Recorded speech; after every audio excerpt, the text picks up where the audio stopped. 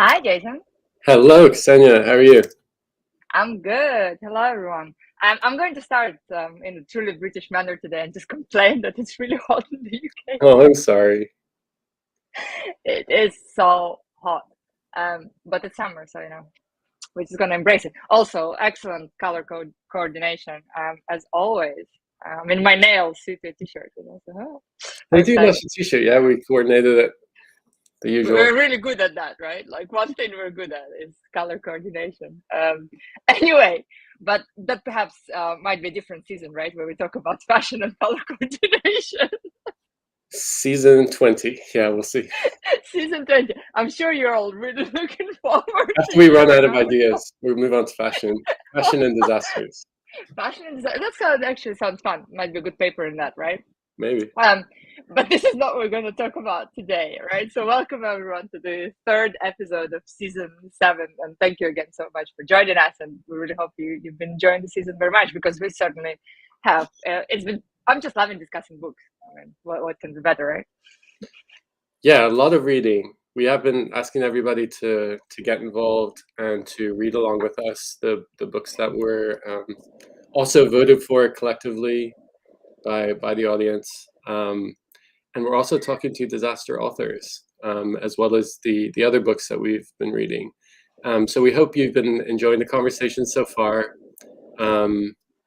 We're going to be coming to you right through September with more discussions about books, and it's kind of our thing, right? So, Oh yeah. talking of books, today we have an author of another book that we've enjoyed. Although it's not about theory, which a lot of our books are about, it's certainly about practice. And so we're delighted to have Professor Lucy Easthope with us today. Welcome, Lucy. Hi, Lucy. Lucy is a professor in practice of risk and hazards at the University of Durham and is a fellow in mass fatalities and pandemics at the Centre for Death and Society at the University of Bath. She's also the UK's leading authority on recovering from disaster and has been an advisor on the 2004 Boxing Day tsunami, the 7/7 bombings in London, the Grenfell fire, and of course, COVID-19 pandemic. And so in keeping with our theme of books this season, Lucy is author of the book When the Dust Settles, which has been earlier this year, and we brought some copies along. So welcome to Disasters Deconstructed, Lucy. Thank you so much for having me. It's an absolute pleasure to be here. Super excited to talk to you, and we will talk a lot about your book. I love that. I literally just spent an afternoon reading it. I was like, right, everybody go away, this is great. But we will come back to this. I want to start with a kind of slightly different question, right? The kind of the book and your career is really about crisis. And in this season, we particularly want to unpack and talk about the relationship between crisis and critique. And so I wonder, what does the concept of crisis mean to you? Yeah, and it was really something I wrestled with because there are so many great definitions, and as you say, this isn't a theory book. And I spent my life living two worlds, always in two different worlds. So I'm a responder, and I'm often called when a disaster happens of some form, and I'm also an academic. So it had the two lives. So what did these things mean was hugely important to me. And then I was very keen to not get into theory. And in fact, my kind of editorial brief was to not go there. And how did you define these things? And one of the things that fascinates me is that pretty much it's been a marker through the whole of my career is people trying to grade different types of catastrophe. And I actually think that is probably one of our biggest difficulties now is giving things the right classification and almost becoming almost a parody that was so interested in classification that we lose the event that we're actually dealing with. So I often call it out, for example, on Twitter. We had a declaration of a critical incident in the NHS, National Health Service, last week. And I, very sort of gently sort of tweeted, what's that then? What's the definition of that one? And we tie ourselves up in knots in definitions. I think we're a really interesting place. And I just went with the D word. I was just all about the disaster. I just reclaimed it. I very early on reclaimed it with the pandemic. I remember, I was saying in the book, I was told off very early on that this was not the D word. And I was arguing back that it certainly was. And I think we would do ourselves some favors if we simplified down. But there is an acuteness to crisis, I think, that what we see in disaster is this just longevity and this kind of the chronic pain. So I was really keen in the book to not tie myself up in the theoretical knots, because I think particularly as a student of disaster studies, you can spend years just feeling like you're using the wrong terminology, and that can be really alienating, I think, to practitioners. It's really interesting because indeed, I mean, I don't know how many hours, if not days of my life I spend in conferences and rooms arguing about resilience, right? There is always somebody, there is that person in the room says, so how do you define resilience? And then you're just like, oh, please, can I go home now? And it's very often that actually we hear from kind of more technical, if you wish, disciplines, right? Or sort of natural science as well as practitioners saying, but we want that box, right? Because once you have the box, it's easy to play within it.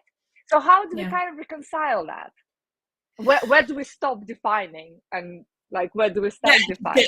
And it's I think one of the most painful ones for me is going to conference after conference after conference that was trying to define vulnerability, and then getting to a situation in London in 2017, where you have a fire and people who we knew would be at risk from the 2007 floods, when we began a journey about defining vulnerable people at home.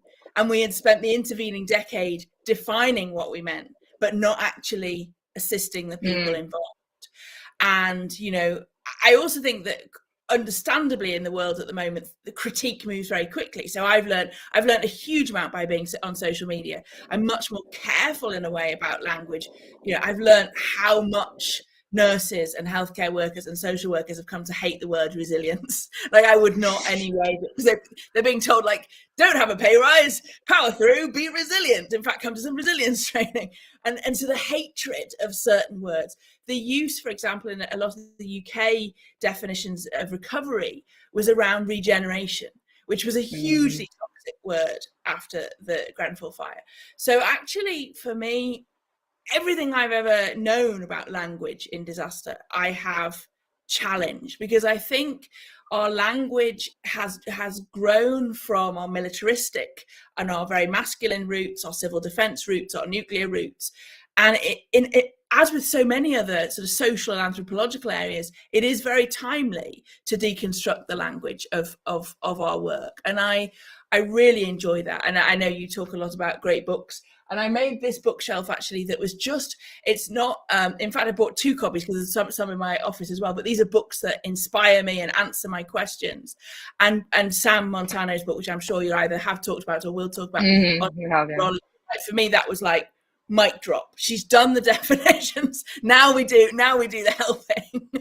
Because we just kind of torn ourselves apart, both sides of the Atlantic, on definitions for years. I think the other thing that my book really drives home, which is very much a message throughout disaster literature, is it the initial big bang that's the crisis, or is it the way it changes your life? It ebbs, it flows, it's chronic. And also the fact that these things are so big and so memorable that any attempt to kind of box them in is very, very, very difficult. And I'm a big fan of getting the engineers and getting the natural scientists over to us and learning together, but also really challenging some of this language now, I think. Yeah, I really love your insights there about language and some of the problematic issues that arise. I think sometimes it just distracts us as well from the real issues that are going on, and like the risks that people are dealing with in their lives. And when outsiders are kind of labeling and defining you, that becomes a problem in itself, right? So I want to ask you about your book. Lucy, When the Dust Settles. It was such a personal text, and throughout it, you're focusing a lot on the personal and human aspect of a disaster, and you're contrasting that with the anti-human responses we often see. And you use the UK government's response to the COVID-19 pandemic as an example of this. So I want to ask you, what is the role of the I in your work? Oh, I love that question, Jason. Thank you ever so much. And there's a couple of things. I mean, you're absolutely right. You had to know me as a human to understand why the responses felt so anti-human. But also you had to, you know, I knew that I was writing a book when people were placing huge amounts of faith in technical solutions. And, you know, as I make very clear in the book, the kind of James Bond type response. And they get humans in cardigans and who are a bit hot and don't cope well in warm weather and who are very caring, but also easily distracted by biscuits. You know, they needed to get that there was humans so that they could then understand what we brought, and then they could understand what we had lost. So there were conversations early on with the book. I knew I couldn't write a technical book because other people do it so much better, and by the time I'd written it and procrastinated for years, there would be better ones out. And I was so pleased because last year a slew of amazing books came out and absolutely proved my point on the theoretical side. So you had to get to know me to understand why it was important. And the other thing that I really wanted to bring out into the light was when you're at a disaster conference, like you go in and it's very sensible and you do quite a lot of quarantine. And then in the corridors, that was where you would learn why people did it. So they had a backstory. They'd worked in after Katrina, or they'd worked in refugee policy, or they were flooded as a child, or in my case, several of my friends, you know, I start the book with being a child very profoundly activated by the Hillsborough disaster. And several of my friends are also emergency planners. So what you would find was you would learn about the I outside the main conference room. And in the conference room, you kind of leave that part of you there. And I think in memoir and in kind of professional, what they call professional confessional, you could sort of bring into that, this is why I do it.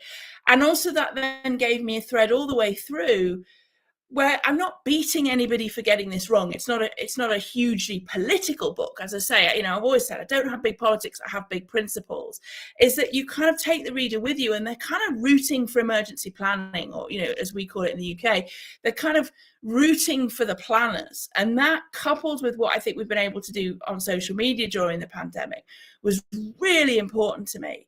Because if people thought that this was going to be solved by robots and robotic kind of great military answers, then they weren't, you know, cheering for the disaster planners, who are mums and dads and brothers and sisters who, you know, take an on-call rota and get up at 3 o'clock in the morning. One of the great things about social media is, I mean, I already had friends in America and Australia, but now you follow them as follows on Twitter, and you think, oh God, bet they've had a difficult night. You know, they've been up at 5 a.m. for a flood in Kentucky or whatever. And so I think we took, in the book, we took emergency planning and gave it a very real sense and a very real face.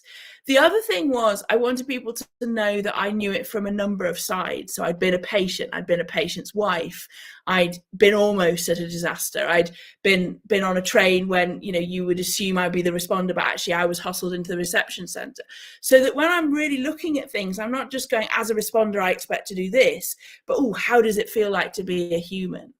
And that's going to be the big test for disaster management going forward. Alongside deconstructing our lens, it's going to be about deconstructing our humanity. And I think the big, I don't know about you, but I feel like the climate debate is starting to really move towards a place of mitigation, anticipatory action, and care of the fellow human wherever they are in the world.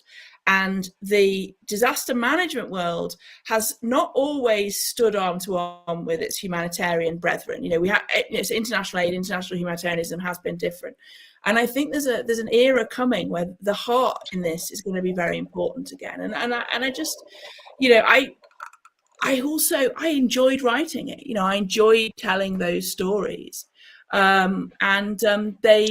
There was subtext, there was women in emergency planning, which is a huge part of the book, and sort of what it takes to just keep going. So I hope that it captured a few of those things, and it sort of started a bit of a debate, really.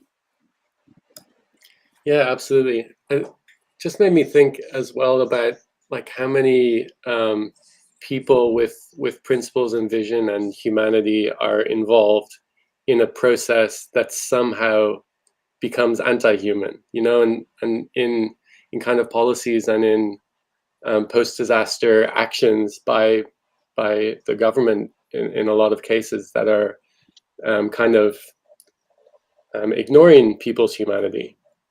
And I just wonder how do we roll that back? How do we tap into like the mutual aid networks that emerge after disaster, which is where I think we see a lot of the greatest show of solidarity is from people who are affected and not affected for each other.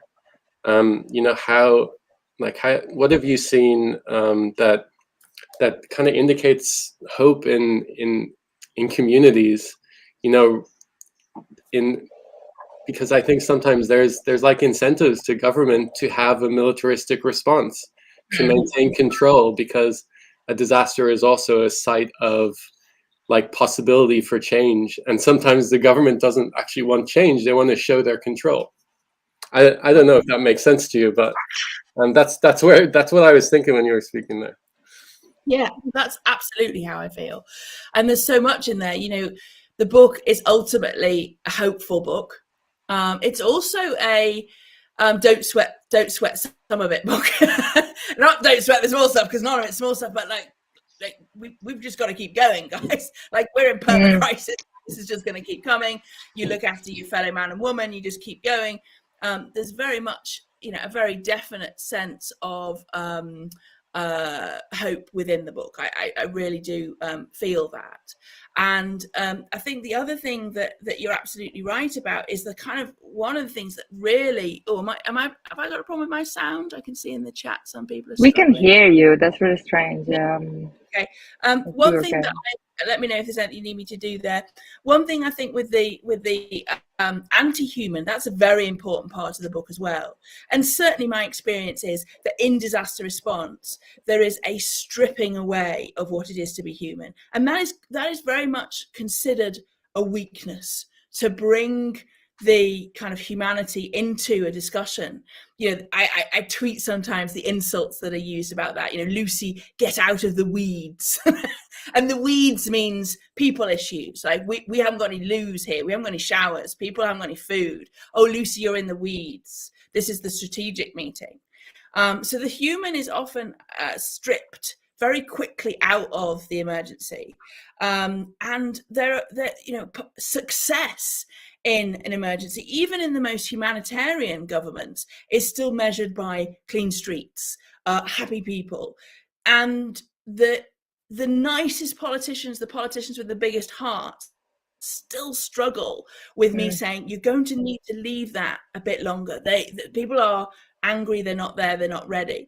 I think the other challenge that you see with my work in recovery is I am actually quite a big note of caution around goodwill. And sometimes, like, I'm thrilled when I see community action, but I'm also very wary sometimes, because of things like the Red Cross recovery graph, that we don't overestimate community goodwill. For me, you know, the things that bring me hope are when you still see an organisation like a great charity that I support in North London, that's still going after 5 years, still harnessing local support, still supporting children after the Grenfell disaster. Those kind of enduring community actions. There is also, I think, you know, one of the things is that we mustn't be sad when the honeymoon phase goes. So we're caught up in a catastrophe, either as responders or as survivors, and we want to hug the person next to us. And, you know, it's okay when that feeling goes. So what happened after the first lockdown in the pandemic here in the UK was that, you know, lots of people in government and in civil service wanted to sort of bring that back. The lack of humanitarian action was seen as somehow the public had started to kind of disintegrate or fail, which is what the recovery guidance teaches us. And I was like, that's not a failure, that's the next stage. So actually, one of the things I'm more wary of is when the state overuses community action and allows the community to do the work of the state, because sometimes that's just, you know, basically making volunteers do stuff for free that the state should be providing. So that when I talk about being a disaster wildcard, those are sometimes the sorts of things that I'm saying is like, hang on a minute, you're awfully relying here on community goodwill for a long time. We don't always see that. But that's the perfect neoliberalism, right? Kind of pretend that it's good and then gradually disseminate all the responsibilities. And we'll talk a little bit more about power in a second. But I want to kind of go back to you know, to I in your story, to your personal place. I guess very often, well, as academic, but also as kind of emergency practitioners, right? Disaster practitioners, we're told that there is no place for emotion. You've got to be objective, right? Yeah. You're a scientist. Why do you have emotion? Please don't. And Jason and I spend a lot of time talking about vulnerability as kind of as our strength, right? But we don't know. We're not expected to show vulnerability. We're kind of we're supposed to be invulnerable, right, or resilient, whatever it is we want. We want to be. And you were so vulnerable in your book, you know, in like, and I mean it in the kind of in that strength way, right? That you showed vulnerability and how you kind of harnessed it, I guess, to do what you do. Was it difficult for you? And yeah, well, I'm great at personal questions, right? Like, was it difficult for you to write about vulnerability? Yeah, oh, absolutely. But I felt like the reader deserved that, you know, for that kind of, if you're going to be rooting for me in the field, you've got to know me. The other thing was, you know, and one of the areas that I write about is miscarriages, is that the kind of, and I was really pleased that some of the reviews picked this up, and some of the conversations that I've had with people like Rowan Williams, the retired Archbishop of Canterbury, he did a review, and we've done a podcast since, where these are big theological, philosophical questions raised in disaster. And I'd always made parallels. So a lot of my work is with the bodies of disaster. It's with the dead of disaster. It's with the personal effects. It's with decisions about a DNA strategy. And I start the book with something like, you know, the decisions made at 9/11. I've got no say in those. I'm just a bystander working in the UK on the response, but they're getting me thinking. So for me, you know, it felt right to bring in reasons why I'd had the chance to reflect on that. And, you know, that every day, so one of the things I talk about a lot in the book is my relationship with personal effects and the items of ourself, the magpie hoard. And every day I think about what we have on us, what is important to us. And the personal effects, I'd taken a lot of abuse over the years for raising that in disaster strategic coordination groups very early on, you know, really hard and really misogynistic, really, that this was something that a woman would be concerned with, but not a man. And so, you know, it felt important to me to be able to sort of dance about and you know, show the subject from different angles. What I would say to people, because I've had a lot of interest, and I hope there's people watching with interest who would like to write this way. I was greatly assisted by my PhD, which was at the School of Medicine in Lancaster, where I was very, very beautifully and brilliantly supervised in ethnography. And of course, there's very intimate autoethnography. And I'm a huge champion of the qualitative research in disaster studies and the autoethnography and placing yourself in the study. And one thing I didn't really get into it actually in either book. So my academic book is The Recovery Myth and my new book is When the Dust Settles. But there was a chapter that never made it into in the Recovery Myth in the methodology. And actually it was about being pregnant for most of the time that I was doing the ethnography. And the effect that had on the disaster research. You know, yes, you're exhausted. People would want to sort of offer you a chair. And sometimes I felt like I'm getting loads of great data here and loads of artifacts and people are inviting me to stuff. But actually part of what's getting me through the door is that people are like, oh, is she pregnant? And oh, you know, I'll keep an eye, I'll look after her. And then of course, you know, what you read in the book is there's sort of, I'm not always pregnant. I lose the babies, and you could see the flooded women. It was a Monday club where communities were coming together on a Monday, and they had realised, and many of them actually, as is often the case with women, had similar journeys. And one of the things when I was presenting my data at disaster workshops was people were like, you got so much access in this ethnography. Was it because you were also working for the government? What was it? And it was actually very autoethnographic point, which was, I think people were connecting with me on a very human level. So I think the other thing is about allowing yourself to be vulnerable. As I get more established in the academic world, I'm very, very aware of the ethical issues and the ethics committee that goes with disaster research. I'm also very conscious, I always have been, of that disaster affected community. You know, how many COVID studies are we seeing? I spoke to a children's today that's being bombarded with requests for COVID research studies from very interested social science researchers. I really like New Zealand's model, where they were very careful about the sort of ethnographies that were allowed. Whose good is this for? You know, ethnographic research can sometimes be kind of a great ego boost. Look at me, I'm helping. We lose our boundaries. It can sort of become, you know, really difficult. So one thing I'd really like to do more on, obviously we've got some great texts already, but very interested in sort of vulnerability in disaster research in terms of our vulnerability as researchers. Yeah, that's amazing, because we're kind of playing in that area now, and it's I think one of our favorite topics, because we have quite a few with Jason, you know, so it's exciting. And of course, you know, I'm glad you mentioned this sort of disaster gold rush, you know, when something happens and everybody just kind of goes for it. And there is fantastic paper by our friends Chris Gomez and JC Gaia talking about that. And I just don't think we talk about that enough. You know, we kind of put it to the side, right, and sort of forget about it. And that's a really nice segue to my next question, because this question is about power, right? And that's what we do in research. We sometimes have power that I think maybe we don't even realize we have. I hope, you know, that it's kind of unconscious, because if we do realize that we have power, then it kind of becomes quite sinister.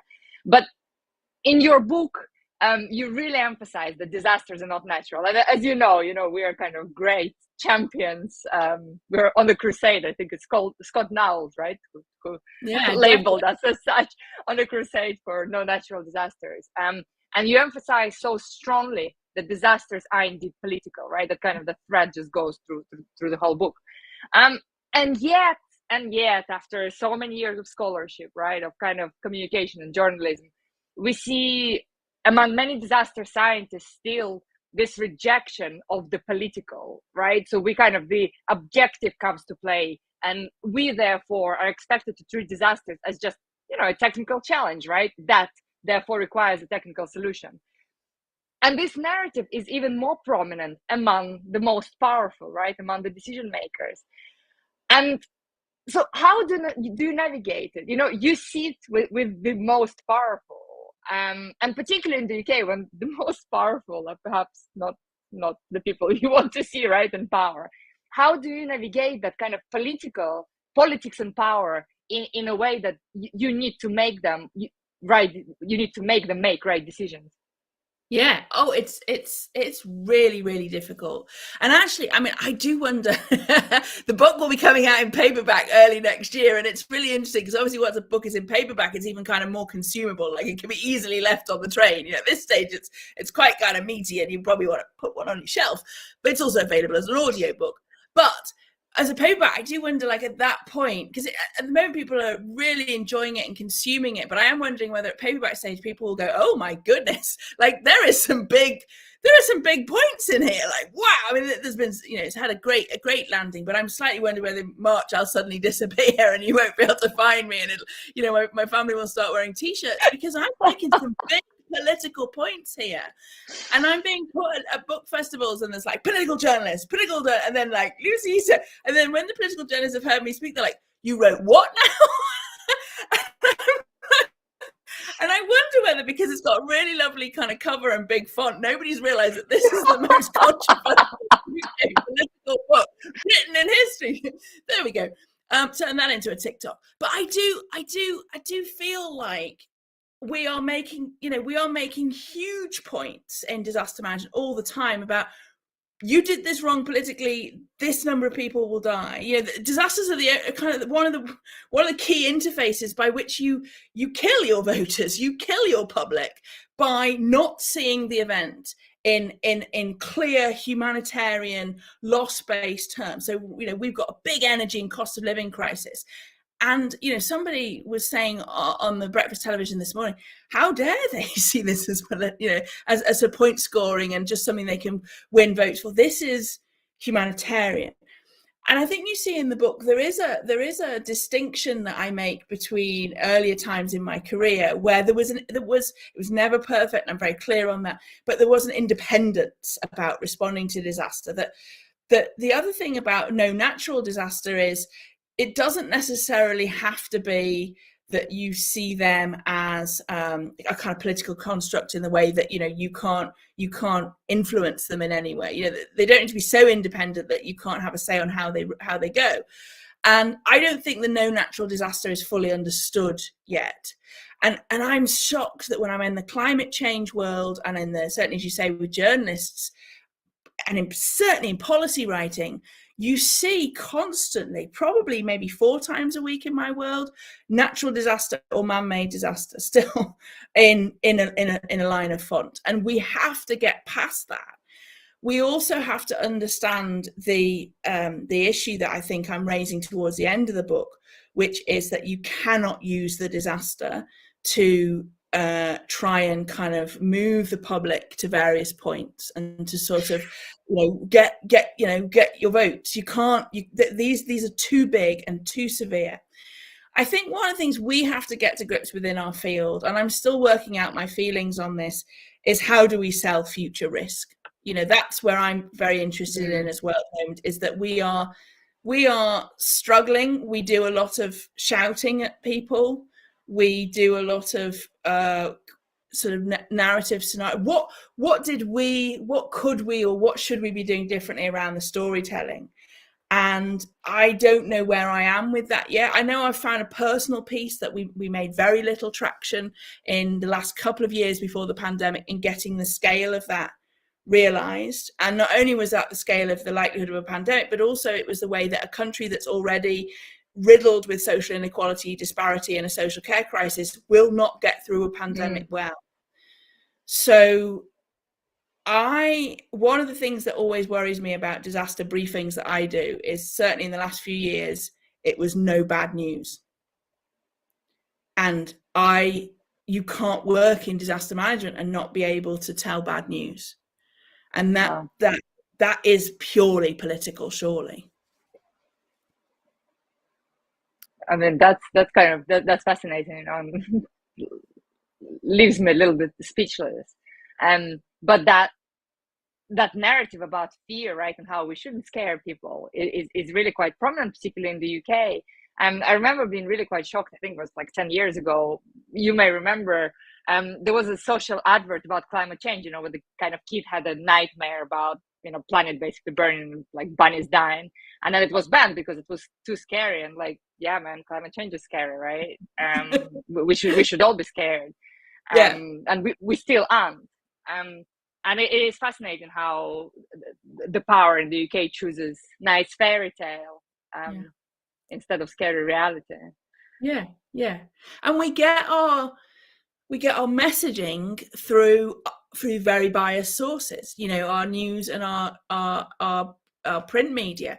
And we got, one of the privileges, I think, of academia done well, and it doesn't always get it right, is that, certainly in a good disaster management degree, you're learning all this stuff, you're critically reflecting. I mean, you guys follow me on Twitter. There's nothing terribly, kind of innovative or exciting. I'm just retweeting interesting things. I mean, we worked out probably I've got about 100 years of archive still to go. But it's the privilege of having, a first degree in law. My first degree was in law. It wasn't a first. I got my earliest degree is in law. My second degree is in disaster management. My PhD is in medicine. You have a lot of material that you can go, oh, that's interesting with.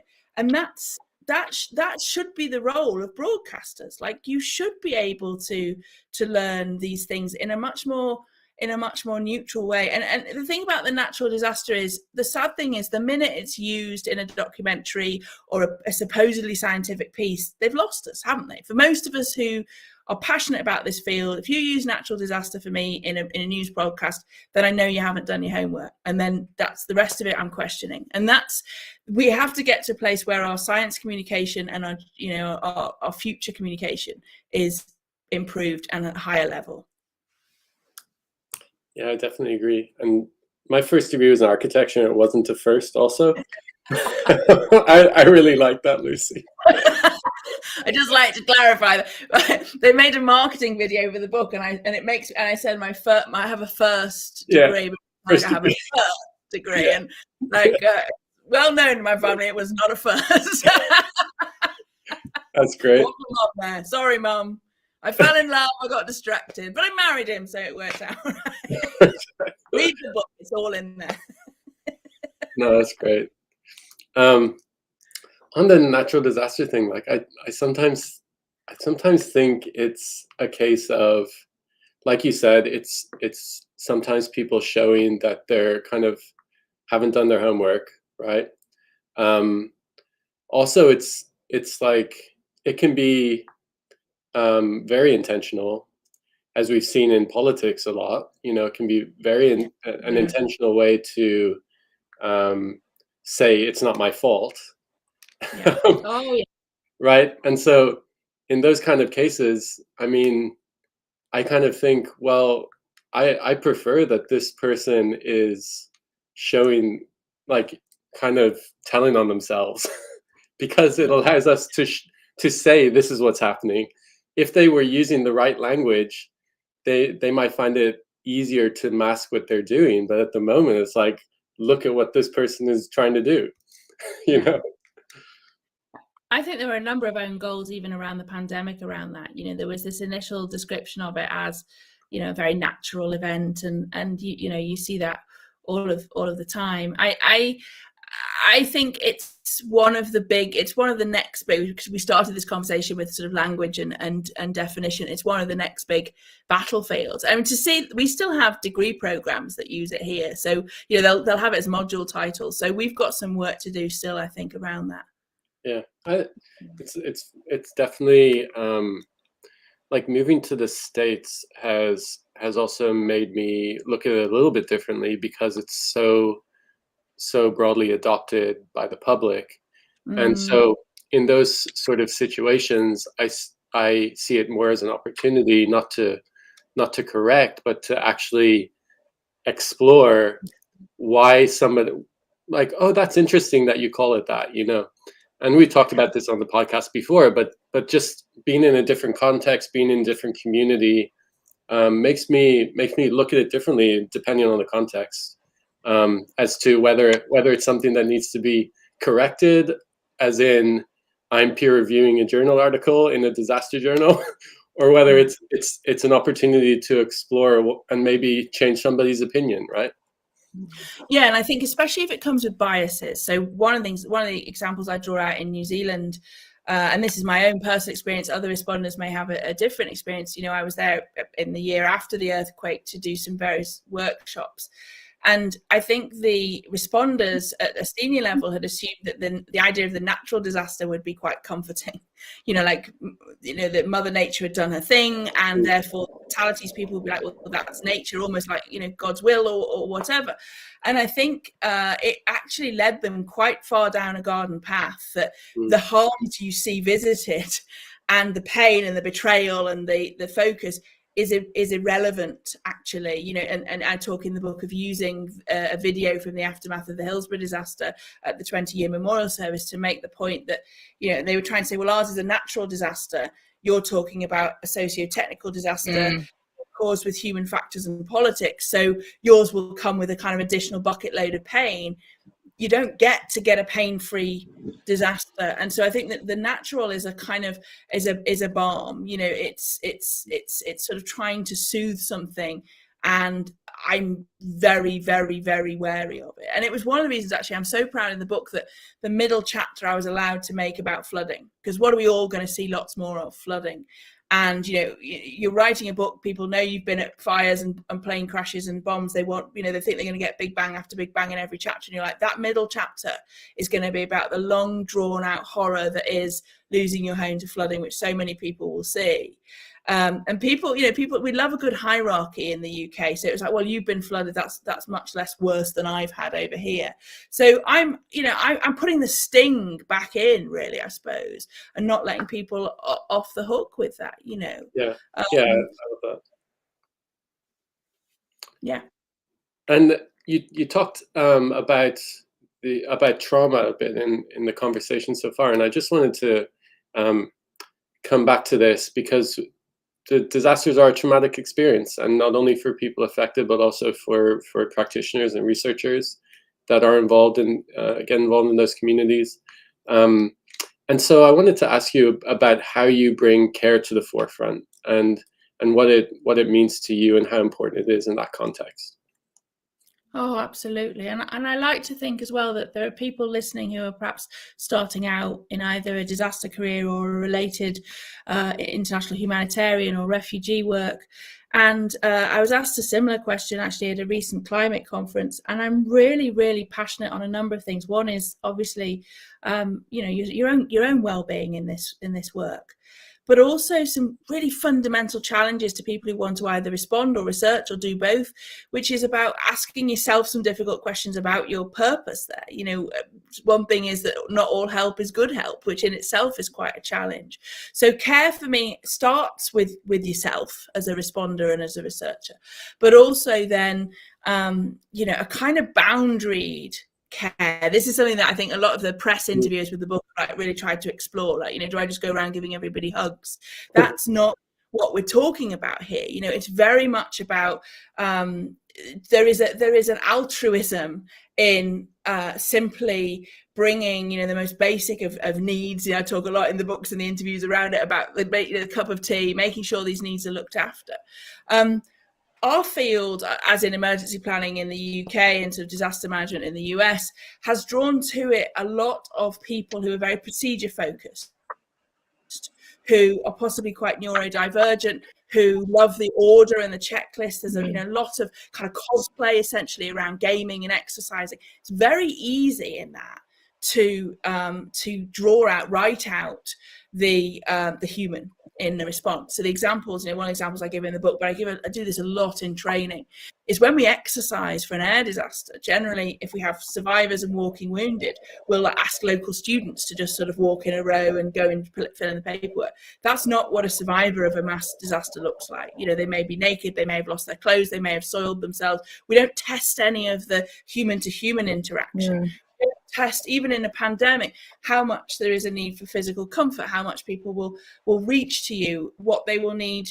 They'll need access to the loo, they'll need a cup of tea. We don't test that aspect. Quite often we leap straight to the next stage.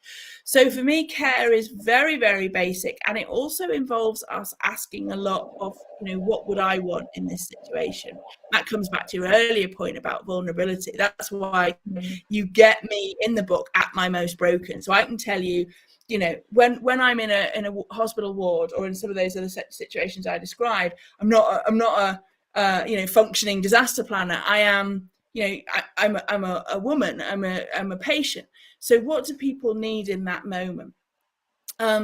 I also think that disaster care is very difficult because I've never been involved in one yet that hasn't also had a very, very bitter, difficult legal aftermath. And that can tend to sort of run counter to care, that legal aftermath, the solicitor's involvement, the civil litigation. Some of the first things I did study in the law degree was what we call the, dividing disaster survivors into what we call the primary survivor, the primary victim, and the secondary victim is some horribly legal terminology. A lot of the processes strip the person out. So one of the things that we can do in disaster response is train ourselves for the inevitable. Train ourselves for the recovery low and the honeymoon phase to go. Train ourselves for the legal aftermath. My training, when you train with me, it's gritty. Like, it's as gritty as the book. It's gritty because there's not many care bears in this. It is really, really hard work. And but my most important message always to responders going into it, or people starting out in it, is about how to look after themselves. And it's your earlier point, it's looking for the glimmers of hope. That's what keeps me going. And also a lot of awareness of your own sense of burnout. Disaster work is incredibly hard on the individual. So I was really lucky that at the start of my career, loads of support on things like psychological burnout, which I constantly deploy on myself and on those around me. I think this is so important. Sorry, Jason, go on. You want to say something? Yeah, no, I was just hoping to link this back maybe to the conversation about mutual aid earlier. Because I think sometimes, like, the charity that we see in the humanitarian action that is given after a disaster, like you were saying, Lucy, there's a period where that kind of goes away, and where I think mutual aid is different is that it's usually those networks are in place before the disaster. There are people involved in trying.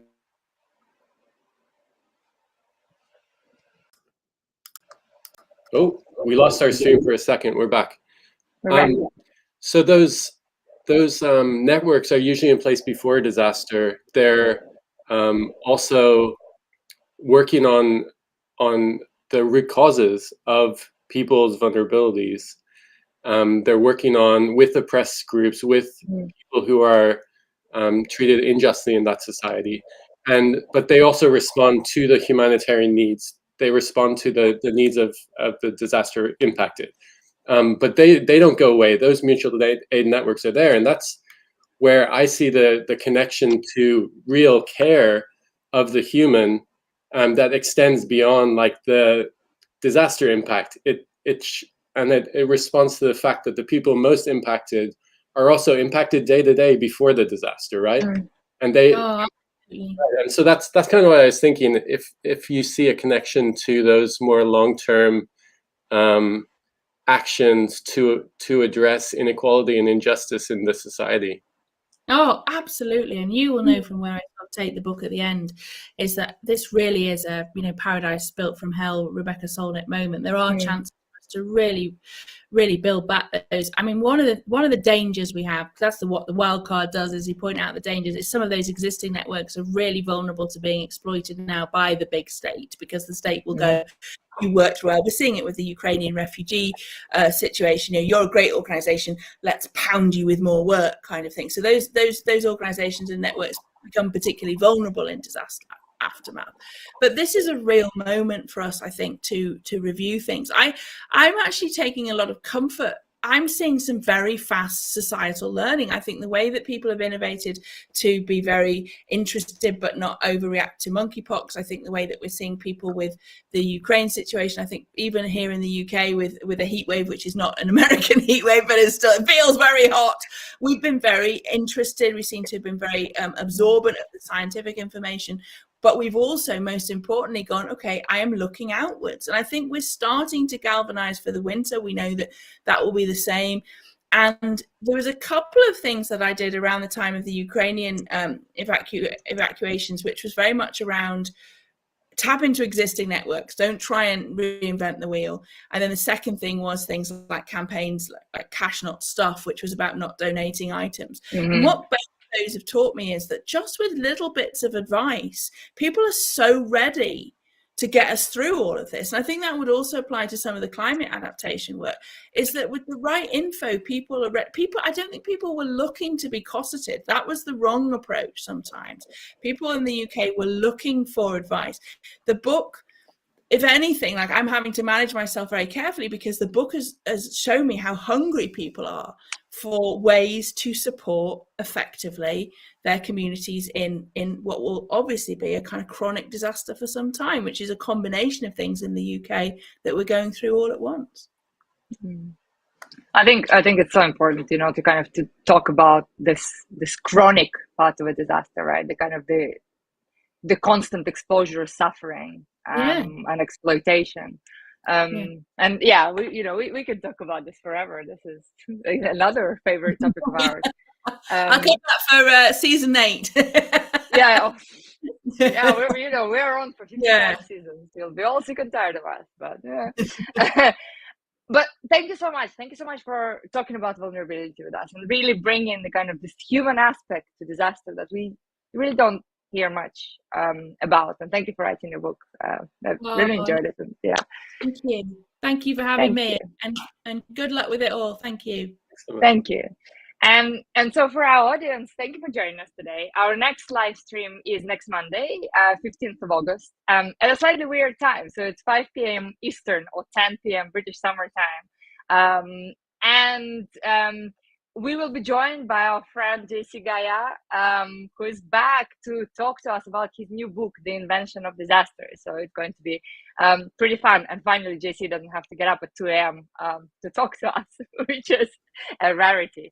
And we also want all of you to participate in our audience episode, which you know we'll love. This is my favorite episode, so I'm already getting really excited. And we want to hear your opinion about books. We have 2 questions for you. So tell us, what is that one must-read book for a disaster scholar and why that is?